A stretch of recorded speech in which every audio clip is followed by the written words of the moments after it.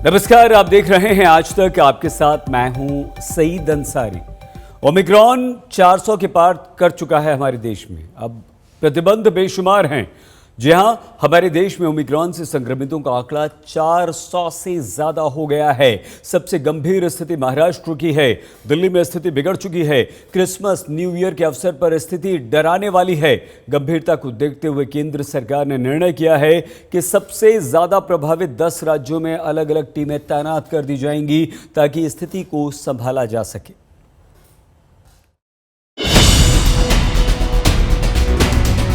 Christmas पर corona का पहरा, जश्न पर ओमिक्रॉन बना संकट, देश में डेंजर, डरा रहा ओमिक्रॉन।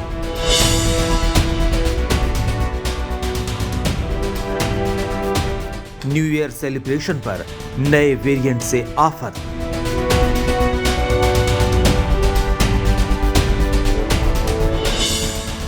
पूरी दुनिया आज जीसस को याद कर रही है। चर्च सजे हैं। प्रार्थना की जा रही है कि दुनिया से कोरोना महामारी का नाश हो जाए। लेकिन पहली और दूसरी लहर के बाद अब ओमिक्रॉन के जरिए तीसरी लहर की आशंका भी जताई जाने लगी है। यह संकट काल है।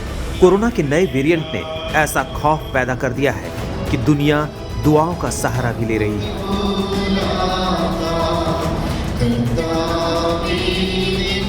देश विदेश में क्रिसमस मनाया जा रहा है, लेकिन नए अदृश्य दुश्मन का खौफ हर जगह है। क्रिसमस के मौके पर चर्चों में जहां पहले भीड़ होती थी, आज सीमित संख्या में लोग पहुंच रहे हैं। आज लोगों को चर्च में जाने की अनुमति नहीं है। जितने भी श्रद्धालु आ रहे हैं वो बाहर ही मोमबत्ती जला रहे हैं। चर्च ने ये फैसला किया है कि मास गैदरिंग्स नहीं होंगी, जिसकी वजह से चर्च में आज जाना प्रोहिबिटेड है। ये सब बैरिकेड्स यहाँ लगा दिए गए हैं। सेक्रेड हार्ट कैथेड्रल के बाहर हम खड़े हैं और जितने भी लोग यहाँ पूजा अर्चना करने आ रहे हैं वो सभी लोग बाहर ही बैरिकेड पर ही कैंडल जला के ईसा मसीह का आशीर्वाद लेके यहाँ से ही लौट जा रहे हैं। चर्चों में विशेष प्रार्थनाएं हुई, लेकिन चंद लोग ही उसमें हिस्सा ले पाए। और तो और चहल पहल भी नहीं दिखी, लिहाजा चर्च पहुंचने वाले श्रद्धालु थोड़े मायूस दिखे। हमने ऑनलाइन रजिस्ट्रेशन करवाया 2 दिन पहले और रजिस्ट्रेशन के ही टाइमिंग्स के हिसाब से हमें अंदर जा सकते। जो हम बिना सब चीज़ें करके इतना रजिस्ट्रेशन करके हम जाते थे, उसके लिए हमें इतने रूल्स फॉलो करने हैं और वो सब करके हमें एक छोटे से सेलिब्रेशन के लिए इतनी सारी चीज़ें करनी पड़ रही है, तो ज़रा डिसअपॉइंटमेंट है। ओमिक्रॉन से संक्रमण की रफ्तार काफी तेज है, लिहाजा लगातार हो रही लापरवाही की वजह से खतरा बढ़ता जा रहा है। ऐसे में राज्य सरकारें सावधानी की सलाह दे रही हैं। मुंबई में तो चर्च के एंट्री गेट पर ही मास्क नहीं तो प्रवेश नहीं के स्लोगन लिख दिए गए हैं ताकि लापरवाही को टाला जा सके। जिस रफ्तार से डेल्टा फैलता है उससे कहीं अधिक रफ्तार से ओमिक्रॉन फैल रहा है। WHO ने यह भी कहा कि ओमिक्रॉन के केसेस डबल होते हैं 1.5 दिन से 3 दिन के अंदर। तो ये अपने आप में चिंता की बात है। इसलिए हमारा परामर्श राज्यों को और आपके माध्यम से सबको ये है कि हमें विजिलेंट रहने की आवश्यकता है। देश भर में अब तक ओमिक्रॉन के करीब 420 केस आ चुके हैं। सिर्फ महाराष्ट्र में ही 108 केस हैं। दिल्ली में आंकड़ा करीब 80 है। गुजरात में 43 लोग ओमिक्रॉन संक्रमित हैं। तेलंगाना में 38 केस हैं, जबकि केरल में 37 पीड़ित। सबसे बड़ी चिंता महाराष्ट्र की है। वहां क्रिसमस और न्यू ईयर सेलिब्रेशन जैसे तमाम बड़े आयोजनों को रोक दिया गया है। राज्य में नई गाइडलाइन लागू कर दी गई है। राज्य में रात 9 बजे से सुबह 6 बजे तक नाइट कर्फ्यू लगाई गई है। एक जगह 5 से ज्यादा लोग इकट्ठा नहीं हो सकते। सिनेमा थिएटर में 50% दर्शक रह सकेंगे। रेस्टोरेंट, जिम और स्पा की क्षमता की आधी भीड़ को ही इजाजत होगी। शादी समारोह के दौरान बंद हॉल में 100 से ज्यादा लोग शामिल नहीं हो सकते। सामाजिक, धार्मिक, राजनीतिक कार्यक्रमों के लिए 100 से ज्यादा लोगों की इजाजत नहीं है। स्पोर्ट्स इवेंट में कुल सीटों के 25% दर्शक ही शामिल हो सकेंगे। बीएमसी भी किसी भी जश्न या बड़े आयोजनों पर नजर रख रहा है। ओपन एरिया में वैसे किसी भी कार्यक्रम पर पाबंदी लगाई जा चुकी है। इसके बाद भी लापरवाही नहीं थम रही। हम ग्राउंड रियलिटी चेक करने के लिए मुंबई के सबर्बन इलाके दादर में आए हैं। अभी तो बाजार मानो खुल ही रहा है और अभी से आप देख सकते हैं कि क्राउडिंग की जो कंट्रोल करने की जो बात कही जा रही थी, उसके नाम पर आखिर ग्राउंड जीरो में यहां पर क्या हो रहा है। हेल्थ एक्सपर्ट्स कह रहे हैं कि अगर ज्यादा क्राउडिंग होती है तो ये खतरनाक है। क्राउड मैनेजमेंट अगर नहीं किया जाता तो कोविड इन्फेक्शन बहुत ज्यादा फैल सकता है। लेकिन ग्राउंड जीरो पर क्राउड मैनेजमेंट के लिए क्या किया जा रहा है ये आप खुद ही देख सकते हैं। और यही जो हाल है वो तमाम मुंबई के अलग अलग बिजी मार्केट प्लेसेस का है। ये तो हम आपको तस्वीर सिर्फ दादर की दिखा रहे हैं। यहाँ ना दुकानदारों को कोई फिक्र है, ना ग्राहकों को कोई फिक्र है। सोशल डिस्टेंसिंग की तो आप बात छोड़ ही दीजिए। जो मास्क होता है, बेसिक फेस मास्क, जो आपकी सबसे अहम प्रोटेक्शन कर सकता है, किसी का यहां तक, किसी का यहां तक और किसी का तो है ही नहीं। ऐसे में आखिर किस तरीके से सावधानी बरती जाएगी, ये एक बड़ा सवाल है। आने वाले दिनों में हेल्थ एक्सपर्ट्स ने कहा है कि केसेस तो और ज्यादा बढ़ सकते हैं, इसलिए बहुत अहम है कि नियम कानूनों को माना जाए। लेकिन ग्राउंड जीरो पर तो मानो नियम कानूनों की धज्जियां उड़ रही हैं। देश में अभी कोरोना का पॉजिटिविटी रेट 0.6% है। सबसे गंभीर हालात केरल, महाराष्ट्र, तमिलनाडु, पश्चिम बंगाल और कर्नाटक में है। देश के 20 जिलों में तो संक्रमण दर 5 से 10% के बीच है। इन सब के बीच ओमिक्रॉन के डेंजर ने सबको डरा दिया है। मुंबई से पंकज उपाध्याय, दिल्ली से ऐश्वर्या पालीवाल और तेजश्री पुरंदरे के साथ अमित भारद्वाज, आज तक।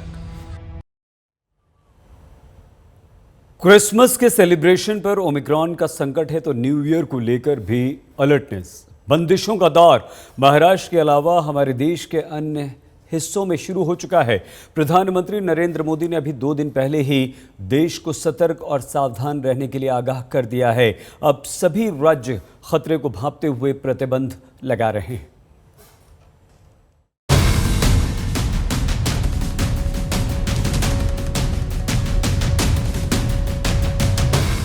ओमिक्रॉन ने जश्न पर पहरा बिठा दिया है। अभी फिक्र जिंदगी की है, जान बचाने की है, खतरों को टालने की है।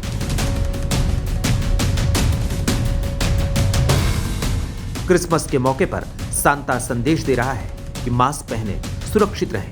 जागरूकता बढ़ाने का यह अनूठा पहल है। देश और दुनिया के सामने जो संकट है उससे लड़ना आसान नहीं है। ओमिक्रॉन ऐसा दुश्मन है जो बहुत घातक साबित हो सकता है।